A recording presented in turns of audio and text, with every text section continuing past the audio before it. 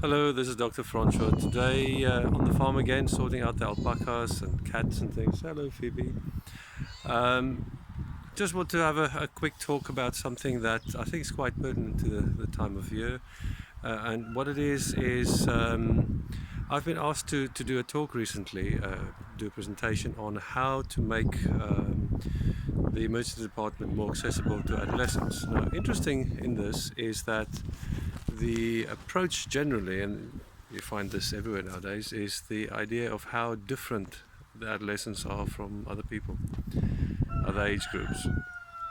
The bottom line of what my talk was about is you treat them with kindness, respect, and the love that you'd show other living beings, which is the same as what you would do for small children, babies, middle-aged people, older people, in actual fact, any age group. What it basically means is that the answer to, for example, how should a man treat a woman is with kindness, respect, and the love that you'd show any other living being. How would you treat, as a woman, a man? With the same kindness, respect, and the love that you'd show any other human being. In other words, understanding that the needs for kindness, respect, and the showing of love and compassion is the same for everybody.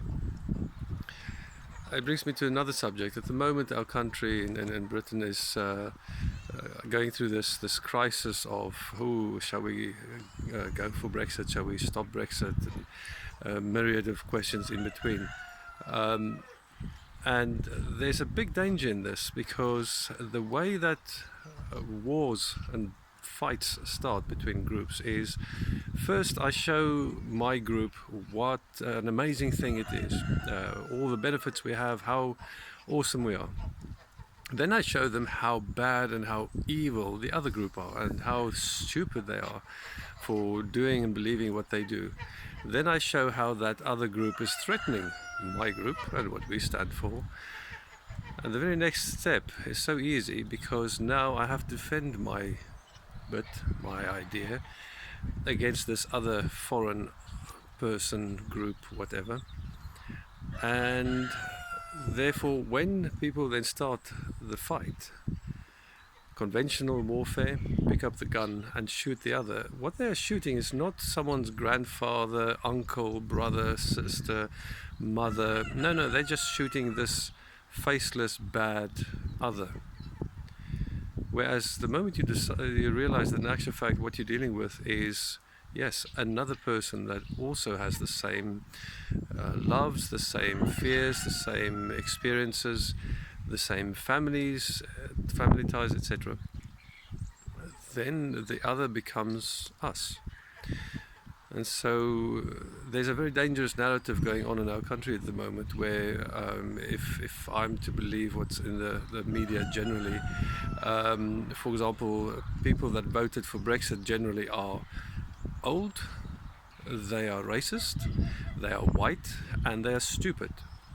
Whereas people that have voted to stay in the EU are intelligent, forward-thinking, young, and multicultural.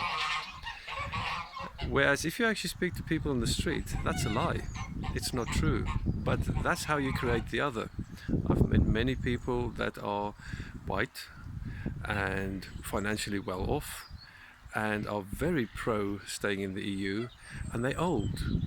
And I've met second generation immigrants from Pakistan, from Nigeria, all sorts of places, young people that are against staying in the EU.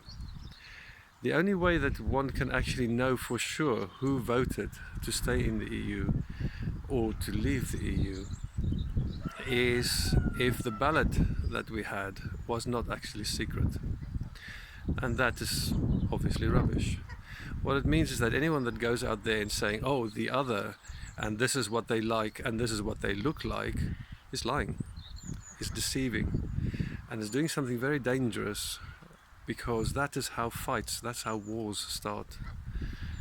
Please remember that whether you are pro-Brexit, whether you're anti-Brexit, whether you are left of the spectrum, whether you're right of the spectrum, no matter who and what your visions and your viewpoints are, the other is also a living being that also oh, here come my geese now.